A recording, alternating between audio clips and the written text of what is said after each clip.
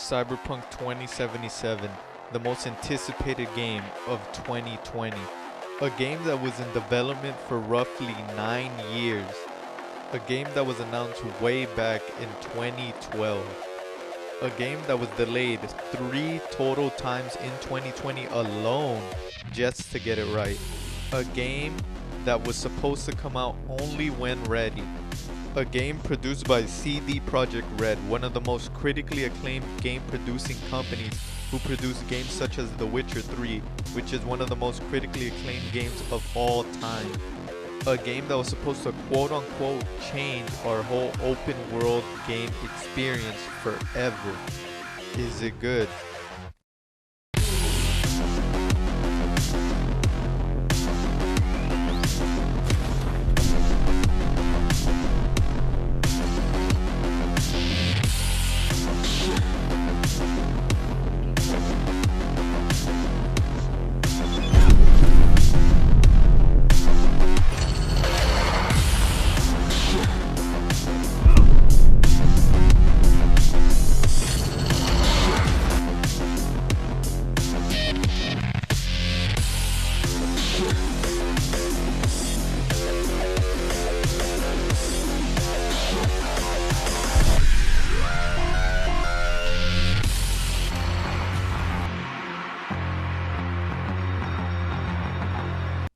Did I enjoy this game? Yeah. The combat was amazing. The story was amazing. But let's just address the elephant in the room before I get into any of that. The bugs, the state the game is in, the false marketing. It's just a disappointment, man. It's clear that this game should not have been released in this state. Whatever console, whatever device you're playing on, whether that's PC, PS4, PS5, it doesn't matter. This game should not have been released in the state it's in. It should have been furtherly delayed. I do want to say that I played on the Xbox One, not the Xbox One S, not the Xbox Series X, the Xbox, the original one. So I had the worst experience I could have possibly had. And I know people are going to say, how do you expect this game to run on old hardware? Well, this game was going to come out when this hardware was the only one really available, except if you had a high-end PC. These were going to get released with these consoles, and it's just mediocre at this point, honestly. I mean, they don't even have a next-gen version of the game. It's just the PS Pro version played on the PS5 due to backwards compatibility. What gets me so frustrated is I see a truly amazing game behind this. But the good thing about it is that bugs can be fixed, and I do believe CD Projekt Red will fix it. They seem like a good company in my eyes, although they weren't fully transparent, not showing Xbox One or PS4 gameplay. That's completely unacceptable. There's multiple times where the game would just straight up crash. It does on next gen consoles either way.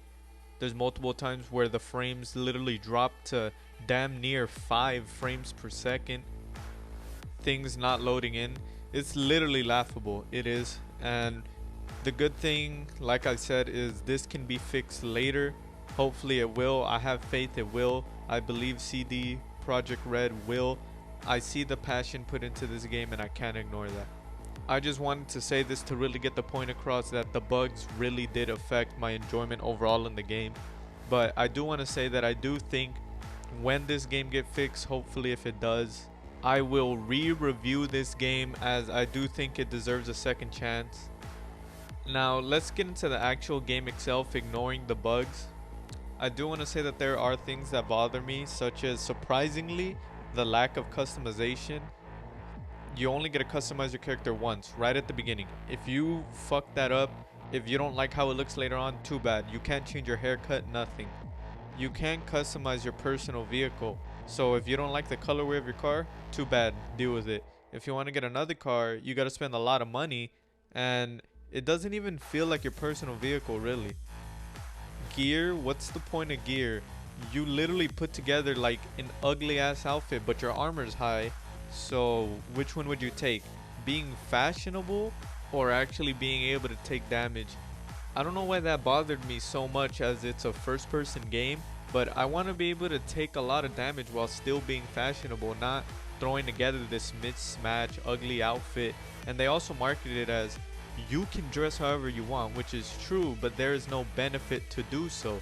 You actually take a hit from doing what you want. I think the story is great. I think it's pretty compelling. I think it's thought-provoking, and I see the thought put into it, and it is a well concise story. I'll give it that. The story actually exceeded my expectations. It's great. I loved it. I know a lot of other people actually didn't like it too much, but with my personal experience, I loved it. But there is a problem I have. Guess what? They say that your choices shape the world around you, but you don't really have a choice. The problem I have right here is with the marketing. Why? Because in the grand scheme of things, you don't necessarily have a choice. For example, you can have two voice options, but they will lead you to the same exact outcome. And this goes out throughout the game without fail. The marketing made it seem as you can shape your story however, but that doesn't really come into play until later in the game. I will say later into the game, very late into the game, your choices do matter. But early to mid-early in the game, they don't matter at all. I don't have a problem with this necessarily in a game because Red Dead Redemption 2, you don't have choices, but I still loved it. The problem here is the false marketing and straight up lies. But I do want to just say I don't want to just drag this game. The story is great and it's worth playing. I think Johnny Silverhand does an excellent job in the story. I think V does an excellent job in the story. There's excellent dialogue. Everyone acts in character. There's no really zany dialogue that'll take you out of the moment. The game knows how to get serious. It knows how to portray stress in dire moments. And it also is funny at points. It really is. It made me chuckle out loud a few times. The dialogue was amazing. The characters were amazing. There's no character I can think of off the top of my head that really annoyed me or is just not a good character. I think every character has their own uniqueness in the game, and the game isn't afraid to step over some certain taboo boundaries.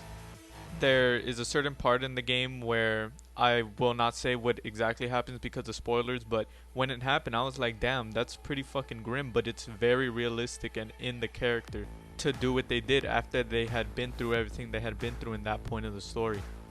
Next, let's go into combat. I think the combat was great, and the reason I think it's great is because it feels so unique.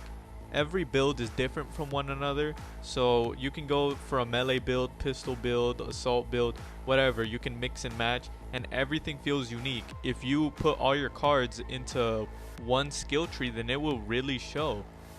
Once I completed this game and I looked at other builds, I'm like, god damn, there is a real difference here. Not to mention, the cyberware you get in the game makes your character that much more unique to your playstyle. Just because of the fact, let's say if you use a tech weapon and you pair your cyberware to that tech weapon, you will be even stronger.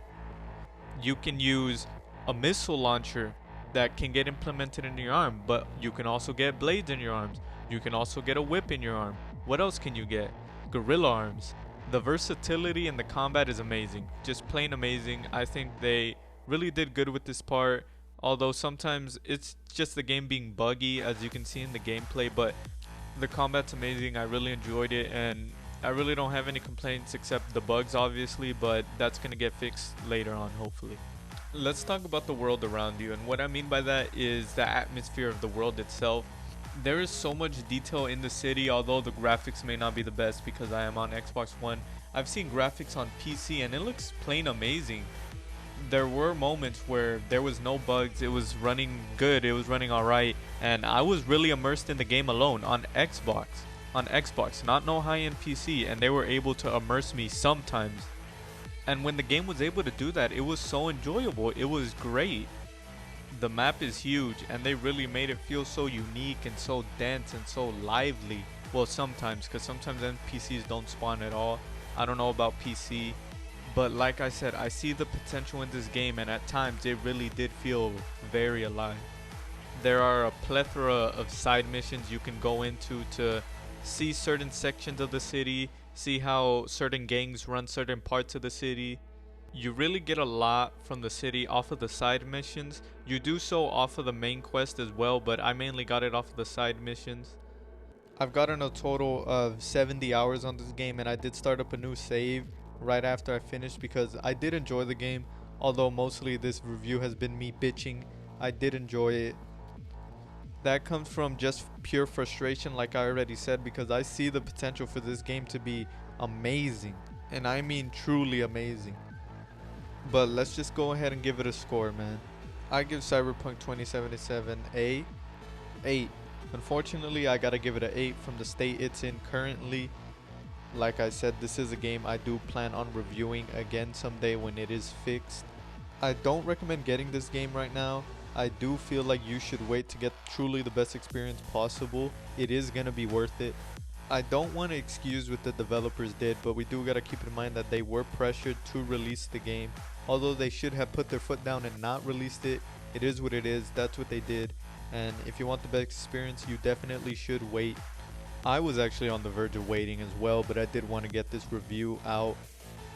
Basically, this game is a diamond in the rough. If you're able to get past all the bugs and all the glitches, then you will have a good time. I promise you, this game is really good. I see the potential in this game. I am rooting for Cyberpunk 2077. I have not given up on the game like many others have. I really do think it will be fixed, and I'll see you when I come back and give this shit a 10. Okay, maybe not a 10, but you know what I'm saying. That's pretty much all I had to say. Let's get this game fixed and let's have a good one. I'll see you guys in the next one. Late.